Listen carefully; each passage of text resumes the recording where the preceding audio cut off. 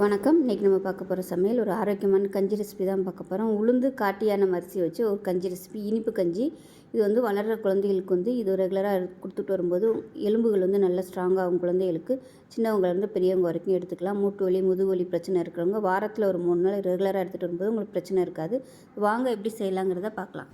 இப்போ ஒரு பேன் எடுத்துக்கலாம். பேன் சூடானதும் நான் வந்து இந்த கப்பில் எடுத்திருக்கேன். இது வந்து கரெக்டாக ஒரு 100 கிராம் அளவுக்கு பிடிக்கும். வந்து இந்த கப்பிலே வந்து எல்லாத்தையும் அளந்துக்கோங்க. இந்த கப்பில் வந்து ஒரு கப் அளவுக்கு உளுந்து எடுத்திருக்கேன். நான் வந்து இன்றைக்கி வெள்ளை உளுந்து தான் எடுத்திருக்கேன். நீங்கள் கருப்பு உளுந்து சேர்க்குறனாலும் சேர்த்துக்கலாம். இது வந்து நல்லா துணியில் தொடச்சிருங்க. நல்லா அந்த மேலே உள்ள அந்த மாவு சத்து இதெல்லாம் போகிற அளவுக்கு நல்ல துணியை வச்சு தொடச்சி எடுத்துருங்க. தொடச்சி எடுத்துகிட்டு சேர்த்து வறுத்துக்கோங்க. இது நல்லா வாசனை வரும். வாசனையும் வரும், நல்லா லைட்டாக சிவந்து வரும். அந்த சமயம் வரைக்கும் வறுத்துக்கலாம். உளுந்து வாசனை நல்லா வருது. இது வந்து வேறு பிளேட்டுக்கு மாற்றிக்கலாம். இப்போ உளுந்து எடுத்து அதே கப்பில் அரை கப் அளவுக்கு காட்டியான அரிசி எடுத்திருக்கேன். இதை வந்து நல்லா கழுவிட்டு தண்ணி வடிய விட்டு எடுத்து வச்சுருக்கேன். இதை சேர்த்து நமக்கு நல்லா பொரிஞ்சு வர அளவுக்கு வறுத்து விட்டுக்கலாம். நல்லா ஒரு 10லேருந்து ஒரு 15 நிமிஷம் நல்லா தண்ணி வடிய விட்டுட்டு சேர்த்துக்கங்க.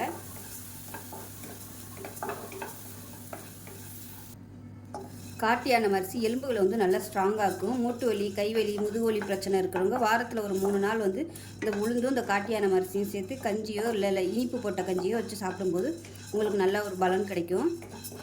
எலும்பு வந்து நல்லா ஸ்ட்ராங்காகும். இது நல்லா பொரியட்டும். இப்போ பாருங்கள், அரிசி நல்லா படபடன்னு பொரியுது. இந்த ஸ்டேஜை வந்து நம்ம அமர்த்திட்டு இதை வேறு பிளேட்டுக்கு மாற்றிக்கலாம். இப்போ இது நல்லா ஆறணும். ஆறினதுக்கப்புறம் மிக்ஸி ஜாரில் போட்டு நல்லா நைஸாக அரைச்சிக்கலாம். இப்போ வந்து எந்த கப்பில் எடுத்தோமோ அதே கப்பில் அரை கப் அளவுக்கு கருப்பட்டி எடுத்துருக்கேன். இதை சேர்த்துக்கலாம். இப்போ இதில் அரை கப் அளவுக்கு தண்ணி சேர்த்துக்கலாம். இது வந்து ஜஸ்ட்டு கரைஞ்சால் மட்டும் போதும். பாகு பதம் வரணும்னு அவசியம் இல்லை. இது கரையட்டும்.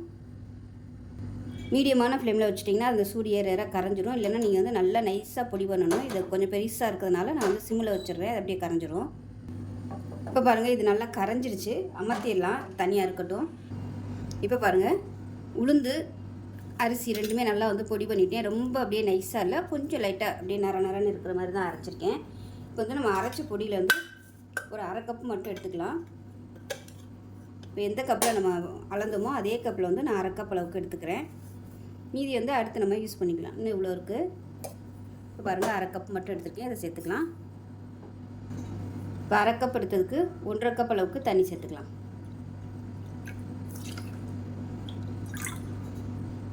இப்போ ஒரு அரை கப் சேர்த்துக்கலாம். இது வந்து கலந்து விட்டுட்டு கேஸ் ஆன் பண்ணிக்கலாம். இது வந்து கொஞ்சம் கெட்டியாகவே நம்ம வச்சுக்கணும். ஏன்னா நம்ம கருப்பட்டி தண்ணி வேறு ஊற்ற போகிறோம். அப்போ ரொம்ப தண்ணியாக போயிடும். அதுக்காக தான் வந்து 1 பங்குக்கு 3 பங்கு தண்ணி வச்சுருக்கேன். இப்போ நல்லா கலந்து விட்டுட்டு கேஸ் ஆன் பண்ணிக்கலாம். நீங்கள் சேர்த்து தண்ணியை ஊற்றினதும் கேஸ் ஆன் பண்ணிங்கன்னா உளுந்து வந்து கரையாது, கட்டி கட்டியாக இருக்கும்.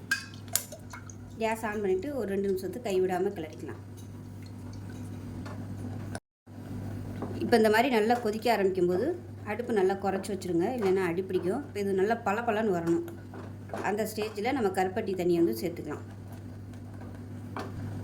இப்போ பார்த்திங்கன்னா நல்லா ஷைனிங்காக வர ஆரம்பிச்சிருச்சு. இந்த ஸ்டேஜில் நம்ம கருப்பட்டி தண்ணி வந்து நான் வடிகட்டி வச்சுருக்கேன். அரை கப்பு கருப்பட்டி, அதே மாதிரி அரை கப்பு தண்ணி ஊற்றினேன். நமக்கு வந்து 3/4 கப் அளவுக்கு கிடச்சிருக்கு. இப்போ இதை வந்து சேர்த்துக்கலாம். இனிப்பு சுவை வந்து உங்களோட இதுக்கு தகுந்த மாதிரி சேர்த்துக்குங்க. இதையும் நல்லா கலந்து விட்டுக்கலாம். இப்போ இதோடு நீங்கள் தேங்காய் பால் சேர்க்குறனாலும் சேர்த்துக்கலாம். அப்படி இல்லைன்னா பசும்பால் சேர்க்குறனாலும் சேர்த்துக்கலாம். அப்படி பசும்பால் சேர்க்குறதா இருந்தால் கொஞ்சம் நல்லா ஆற விட்டுட்டு சேர்த்துக்கோங்க. இப்போ குடிக்கிறதுக்கு நல்லா டேஸ்ட்டாக இருக்கும். இப்போ இதில் ஒரு ஏலக்காயை தட்டிட்டு சேர்த்துக்கலாம் ஃப்ளேவருக்காக. விருப்பப்பட்டால் நீங்கள் சுக்கு தூள் சேர்க்குறனாலும் சேர்த்துக்கலாம். தண்ணி வந்து நான் பக்கத்தில் சூடு பண்ணி வச்சுருந்தேன். எனக்கு தேவைப்பட்டால் வந்து தண்ணி சேர்த்துக்கிறதுக்காக. அப்படி உங்களுக்கு ரொம்ப கெட்டியாக இருக்க மாதிரி தோணுச்சுன்னா சுடு தண்ணி வந்து நல்லா கொதிக்க விட்டு இதோடு சேர்த்து நீங்கள் கொதிக்க விட்டுக்காங்க. அவ்வளோதான், அருமையான உளுந்து காட்டியான அரிசி கஞ்சி ரெடி ஆயிடுச்சு. ரொம்ப ஒரு ஆரோக்கியமான ரெசிபி. காலைல காப்பி டீக்கு பதிலாக இது மாதிரி குடிச்சு பாருங்கள். உடம்பு நல்லா ஆரோக்கியமாகவும் இருக்கும். எலும்புகள் வந்து நல்லா ஸ்ட்ராங்காகும். இப்போ கேஸ் அமர்த்திடலாம். இப்போ பார்த்தீங்கன்னா இதுவும் நல்லா ஆறிடுச்சு. காய வச்ச பாலும் நல்லா ஆறிடுச்சு. இப்போ வந்து 1 டம்ளர் அளவுக்கு பால் சேர்த்துக்கலாம். ரெண்டுமே சூடாக இருந்துச்சுன்னா பால் திரண்டு போயிடும். அதனால் நல்லா ஆற விட்டுட்டு சேர்த்துக்கோங்க. நல்லா கலந்து விட்டுடலாம்.